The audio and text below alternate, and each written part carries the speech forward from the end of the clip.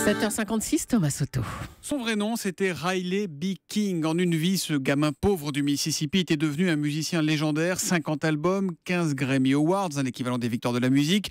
Et plus que des tubes, ce sont des classiques qui composent son répertoire. Bonjour Danny Cohn-Bendit. Bonjour Thomas. Vous qui poursuivez ce matin votre voyage le long du Mississippi, vous avez vraiment tenu à nous parler de B.B. King, puisque c'est bien de lui qu'il s'agit. J'ai tenu surtout à vous parler du blues. Qu'est-ce que c'est que ce blues? Pourquoi le sud des États-Unis a produit une telle musique? Eh bien, c'est lié vraiment à la souffrance que cet espace politique, le sud des États-Unis, a pu vraiment produire pendant des siècles et des siècles. De l'esclavage, le travail très dur, un climat très dur, etc. Et le blues de B.B. King, le blues en général, c'est vraiment l'expression de la mélancolie de la vie. Ils ont d'abord joué après le travail, dans les plantations de coton, des travails très durs, après le travail, ils jouaient pour eux, pour essayer de surmonter justement la dureté de la vie. Et c'est ça qui s'exprime à travers ce blues. C'est une musique bien plus simple, par exemple, que le jazz, mais c'est une musique avec une profondeur d'espoir et une profondeur de mélancolie qu'il faut et qu'on peut encore entendre aujourd'hui, et c'est ça B.B. King. Barack Obama a été dithyrambique, le blues a perdu son roi et l'Amérique a perdu une légende, a dit le président américain.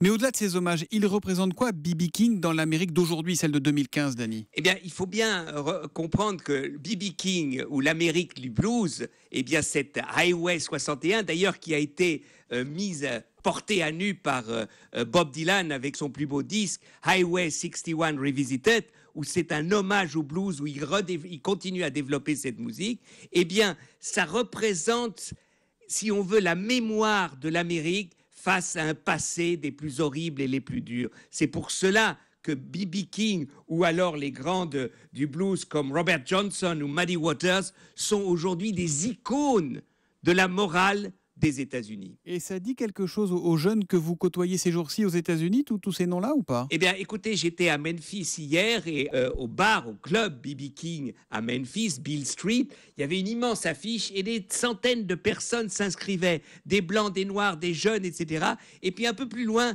dans une rue, il y avait un café, il y avait Live Music Tonight, We Love You, B.B. King. De la musique live cette nuit, nous t'aimons, B.B. King. Et j'étais voir cette musique le soir, c'était des collégiens. C'était tous des jeunes, des collégiens, des blancs. Et pour eux, ils ont commencé, ils ont imité, ils ont essayé de retrouver cette musique. Oui, B.B. King parle à une partie de l'Amérique, des jeunes d'Amérique encore aujourd'hui. L'humeur de Danny, c'est tous les matins à 8h-5 sur Europe 1. Et Danny revient lundi. À lundi, Danny. À lundi, Thomas. Ciao, ciao.